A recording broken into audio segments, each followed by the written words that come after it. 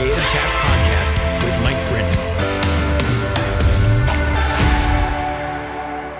Welcome, friends, to another episode of Creative Chats.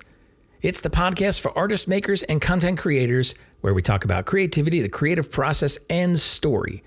I'm your host, Mike Brennan. I would love for you to be a part of our free community, which is found on Facebook. If you go to dailycreativehabit.com, you can find a host of resources there for you as a creator. You can join our free Facebook group and be among people who are raising their hands to say, I want to show up more consistently for my creativity and craft. You can sign up for the free Daily Creative Habit email newsletter, which goes out twice a week and provides you with specific daily creative prompts, along with some resources and inspiration to help you show up for your own creativity. Also, I have available the Daily Creative Habit Creativity Journal, which is a 90-day journey that you can go on. And it is designed to help you have a system so that you can be intentional about your creativity, what it looks like, when you're going to show up, how you're going to celebrate it, and get into a habit and create a bias towards action when it comes to your creativity. This is available at Amazon.com. Hey, so I want to share with you something that happened to me recently, and it's related to a topic that I have shared on the podcast in the past, but it's been a long time since that episode, and I think there are some new thoughts that I have around this, and certainly this is an ongoing topic. So here's my experience. Last week, I went to a life drawing session. And if you're not familiar with life drawing, it's where there's a model in the front of the class and students arrange around the model and have these timed poses. And this particular session lasted about 2 hours. And it's been a while since I've been in that kind of environment. I used to have that as a class when I was back in the art school days, and I've tried to get out to various workshops and sessions, dropping into them wherever I can. Certainly during the pandemic, that shut down, and then those went virtual. And because I do a lot of my work digitally, it's been a long time since I've taken out my quote analog materials. And what I mean by that is I've got this case with a travel watercolor kit with various pens and pencils, colored pencils, wax crayons, pastels, watercolor crayons. I mean, you name it. I'm always adding to that arsenal, or have been over the years. And the more digital things I do, the more that stuff kind of collects dust. And so at this particular session, I decided I was going to bring this little kit along and grab a watercolor pad and just go and have some fun and just see what happens. So I get there, and I'm a little bit late, and so I, jockey for a position at this table and set up my supplies, and the session begins. And I start just grabbing some various tools and start creating and drawing and painting. And I notice something happening, and that is within me, there's this voice, and it's saying, man, look at those proportions. Those are so off. And, everyone around you is using charcoal and newsprint pads, and you're the only one here with color and watercolor and all these various tools. Who do you think you are to take all these materials into this class, into this session? You're the oddball. All these voices that were coming at me speaking discouragement. And the weird thing is that, I had done this before, and certainly it's been a little bit, but I was kind of taken aback by the fact that I was hearing these voices inside me, speaking discouragement, speaking imposter syndrome, right? And that's what we call it. We call it imposter syndrome, because you feel like an imposter. You feel like you don't belong. You feel like you're not enough in that moment. And as a creator, it's very alarming to all of a sudden be faced with these thoughts inside you, these discouraging voices. Sometimes these voices sound like voices from the past of people who have discouraged you, old teachers or parents or authority figures, peers who were really critical about what you created, how you created it. Other times it's their sentiments, but in your voice. And, here I am having done, fairly amount of work on myself and even showing up every day, doing my daily creative habit for now almost 12 years later. There's a bit of confidence that happens when you obviously show up and you create and you keep building on the things that you've done. And yet here I was at this session kind of feeling a little out of my element, and it really got to me. And so I thought, I would just share some thoughts around this experience that I had. And, the first thing that I did was I was aware. I was aware that these voices were happening, and I didn't just take them and think, oh, well, this is truth, or this is my own voice. This is me telling myself that I don't belong here. There was enough awareness in me to go, hey, this is imposter syndrome. That's what this voice is. And yet it provoked emotion in me, which I had to deal with in the moment. And all this is happening while I'm trying to draw, while I'm trying to, enjoy my session. And I found myself wanting to hide. I found myself feeling really small and then wanting to compare myself to the people around me. And I knew none of that stuff was going to be helpful to me.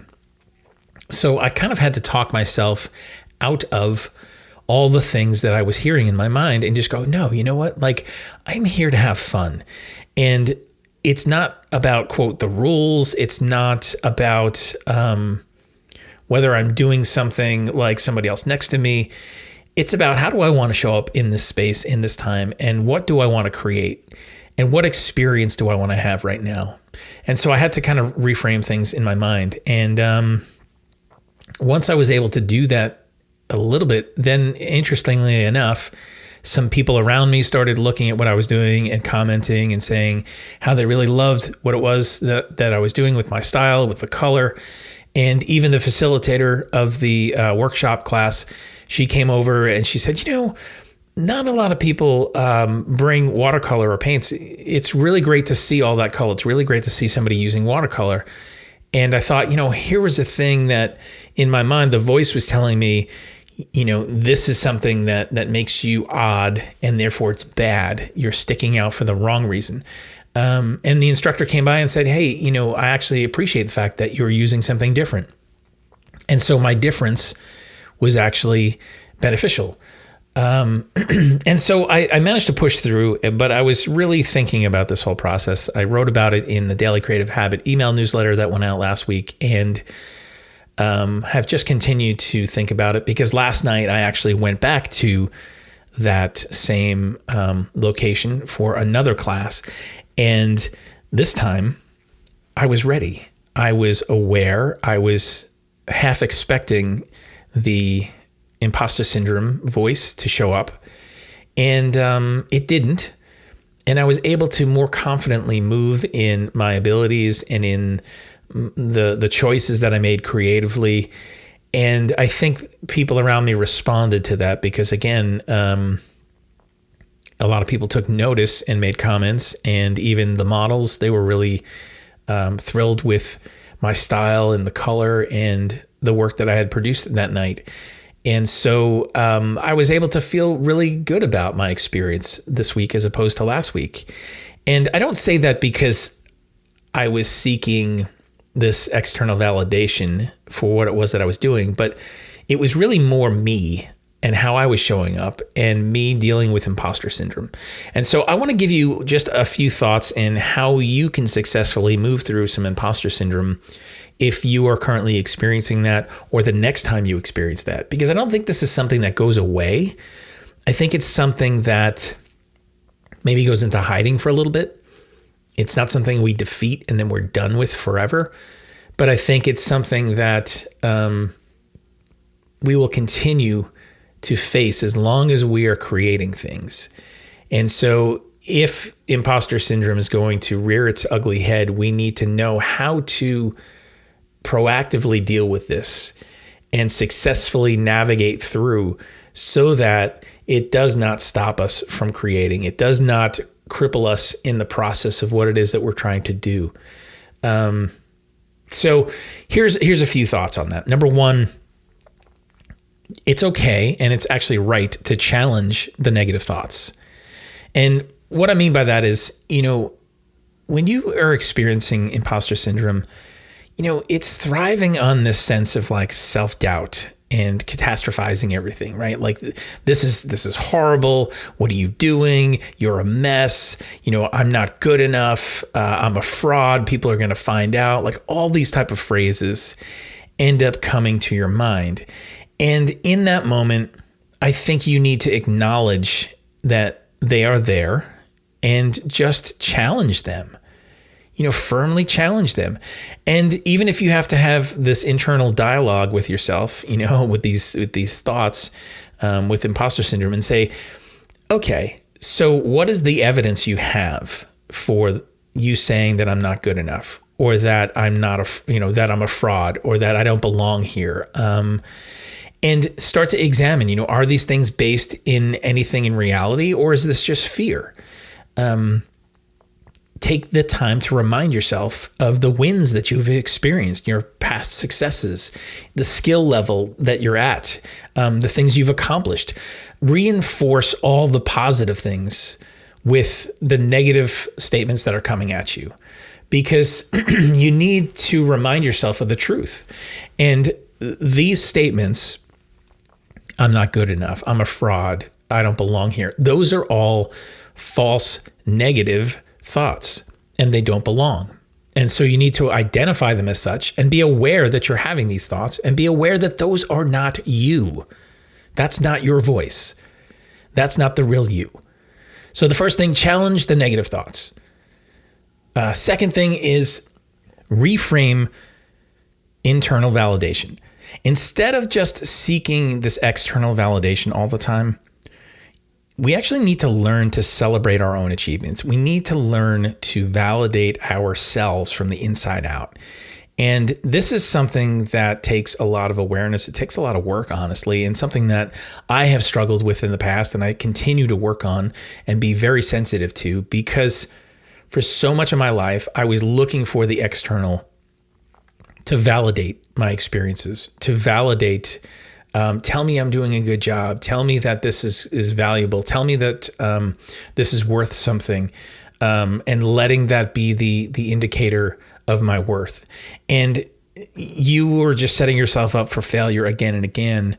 And the imposter syndrome will come in and want to keep you there and say, like, feel bad about yourself. Feel bad about all these things. Feel bad about the fact that even you can't seem to validate yourself in the midst of this. You keep looking externally, but it's intentionally learning to celebrate your achievements. That's why one of the parts of the process of the Daily Creative Habit I talk about is celebrate your wins. It's so important, and it's one of the things that I have struggled with a lot through my lifetime, is stopping and celebrating. But when we celebrate, we are actually validating ourselves. Sometimes we need to just keep like a win journal, where we can review our successes, keep emails and keep reviews that you've gotten that remind us that, yes, we have created things that have touched other people's lives. And I know those are external things, but to remember that it's not one or the other. It's not solely just an internal validation. I don't really care about anybody else, but it's not also, hey, I'm so wrapped up in getting everybody else's validation that I can't seem to validate myself. Reflect on progress and, keep track of the effort that you are putting into things, because this all shows that you are growing. This shows that you are capable. And take the time to acknowledge your strengths. Remember, that all of this is related to self-love, self-compassion, and self-validation. It is crucial that we learn how to do this often, because if we don't, we're going to constantly be looking outside ourselves. And what happens is, like for me, when I was in the situation, I'm doing my thing and I'm looking around. I'm looking around thinking people are going to see what I'm doing and they are not going to validate it as valuable. They're not going to say that it's good that I'm doing what I'm doing, how I'm doing it. And then I start comparing myself, right? I'm looking at the person next to me who's using charcoal and newsprint and doing what is traditional and what is normal in that setting. And I'm not doing what's normal. And so the comparison, looking for some kind of validation that is external, can really magnify those voices. So it's in that moment, reframing the internal validation. What I'm doing is good. What I'm doing is valuable. I am valuable. I am enough. What I do is enough. And sure, I'm still growing and sure, I'm still evolving, but I am not creating from a place of deficiency or lack or scarcity. And let me be honest too, like one of the reasons why I created my new book, which is Creative Power, 30 Days of Creative Affirmations, is because needing this internal validation, needing some things for me to say to myself about my own creativity, my own worth as a creator, and the affirming statements that I needed to remind myself of daily, so that I can reset some of those voices that want to say, keep looking outside yourself, or keep listening to those voices of doubt, discouragement, of lack, of scarcity, because those are the things that seem to come easily a lot of times. And when we have tools, when we have resources that we can then start to employ, when we're aware that we have an area of our lives to work on, it makes all the difference. And so that's why I created that book as a resource for myself, first and foremost, and then for you, if this is something that you would find valuable to help with your thought life, with the things that you're thinking, with the affirmations that you need to keep before you so that you can work on this internal validation. Highly recommend that you grab a copy of this. It's simple. Each day for 30 days, there is a phrase for you to tell yourself, to repeat to yourself. And there's also a quote, a famous quote that goes along with it, so that it's reminding you, you're not alone in this journey. There are other people who have gone before you and before me. And these are things that, it's not weird for us to have to struggle with, to have to work our way through. Speaking of those who have gone before us and just other people on the creative journey, that leads me to number 3, which is connect and share. This is another way that we can fight imposter syndrome, because we're not alone.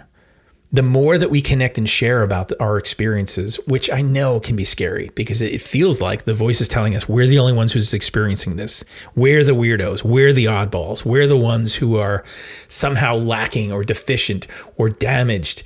The voice wants to scream louder and louder those things and say that we're the fraud. And if you then go into public with saying that you're a fraud, you're going to invite even more ridicule. You're going to invite even more issue and feel even worse about yourself. But the truth is actually the opposite, because the more that I have been willing to be vulnerable and share about these experiences, even like on this podcast, right? It's not comfortable necessarily for me to share the fact that I experienced these things and that I have struggled with these things. But the more that I share about them, the more that I can connect with you and with others, and we can start to say, you know what, this is actually normal. This is actually something that a lot of people struggle with or encounter from time to time. Imposter syndrome wants you to be isolated. It wants you to be alone so that it can take you down and keep you in that place and keep you from creating, keep you from doing what you should be doing and living on purpose and with purpose. And, a lot of people through a variety of fields over the years have struggled with imposter syndrome. Anyone who's created anything of magnitude has struggled with imposter syndrome. Talk to friends, talk to mentors, talk to professors, talk to industry leaders. You will find that there are moments that stand out for people when, yes, they have indeed had these experiences. And share your feelings about these things. Open up a dialogue about these things, or write a blog post about your own experiences, or create some art around what your experiences have been. Go on podcasts, make a song, make a video, like create some content around this, sharing your experiences. And it can be incredibly helpful for you in processing, but then also connecting and sharing and creating some community around this, because there is more similarity in this experience than you would think, and that imposter syndrome wants you to believe. And it can be incredibly just liberating, and you can gain some incredible perspective if you take the opportunity to do that. There are so many people that are experiencing that today, right now. You might be one of them. And the best way to move through your imposter syndrome is to face it head on. So recapping really quickly. Number one, challenge the negative thoughts. Don't just take them to be your own, challenge them. Number two, reframe internal validation. Look for your voice inside. Look for the place where you can self-validate your experience, your work, and don't always look for that external validation. Don't fall into that comparison trap. Number three, connect and share. Talk to other people about imposter syndrome. You will be amazed at how often people experience this, how much this is part of the creative process. And you can actually find some community in the midst of something that wants to isolate you and make you feel alone, weird, strange, broken, and damaged, and realize that actually we all experience this. Anyone who's creating anything is experiencing this to some degree, or has experienced this. Open up the dialogue, open up conversations and community around this, and watch what happens. The last thing I want to just say, and this is kind of a little bit of a sidebar, but I've noticed in my own life that sometimes imposter syndrome rears its ugly head when I'm attempting something new. And I was having a conversation with a friend the other day, and we were talking about this a little bit, this idea of wanting to be perfect as soon as you start something. Like, I want to be good out of the gate. I don't want to struggle. I don't want to fumble. I don't want to be sloppy and feel like frustrated with the gap of what I see and what I desire to see and where I actually am. I want to be great out of the gate. I want to be naturally gifted and talented. And honestly, that's just not what the norm is. We have to start somewhere. We all are beginners the first time we start something, because we don't have experience. We don't have knowledge. We don't even know the things that we're supposed to know in the beginning. And that's okay, and that's normal. But I think another frustration comes, and this is where imposter syndrome can peek into things and say, don't even try this. Who are you to do this? Who are you to start something new? Who are you to at your age or at your experience level, or, don't listen to those voices. But engage with something new that you really want to do. And don't set yourself up for expectations of being perfect out of the gate, because no one is. Very few people have that natural gifting abilities where they can just seamlessly and effortlessly glide into something.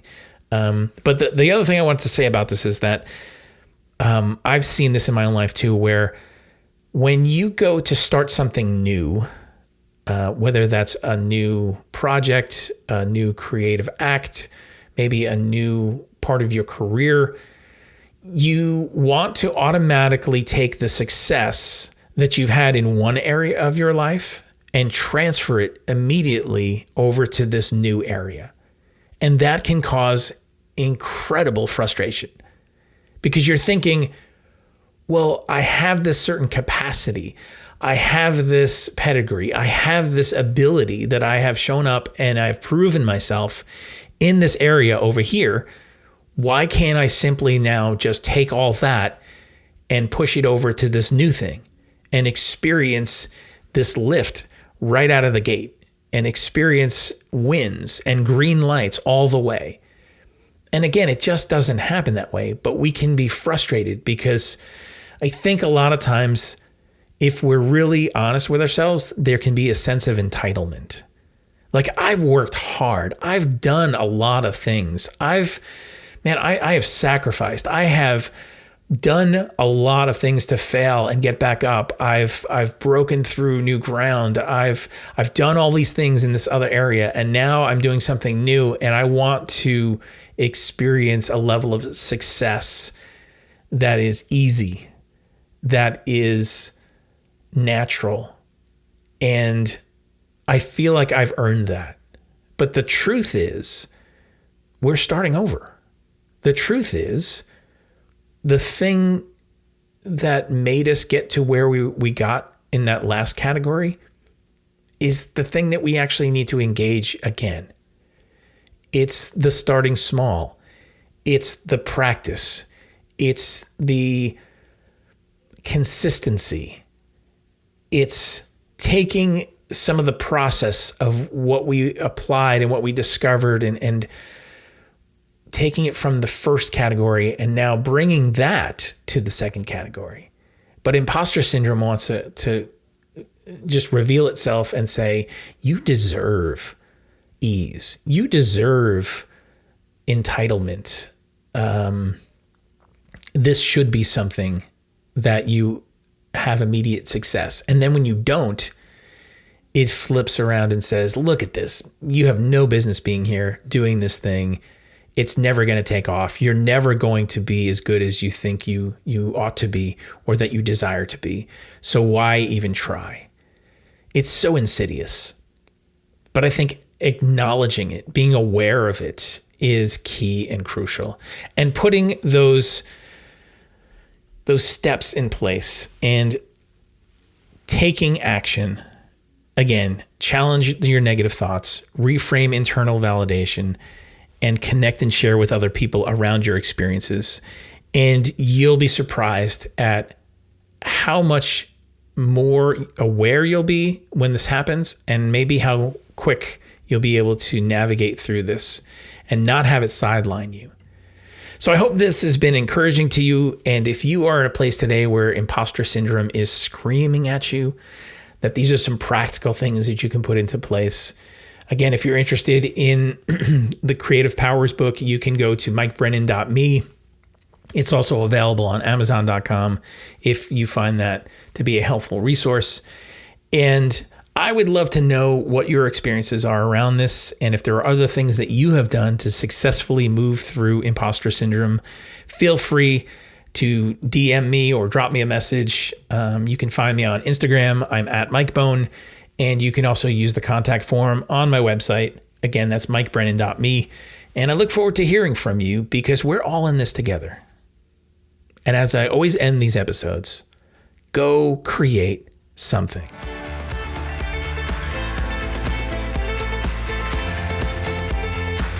Thanks for listening today.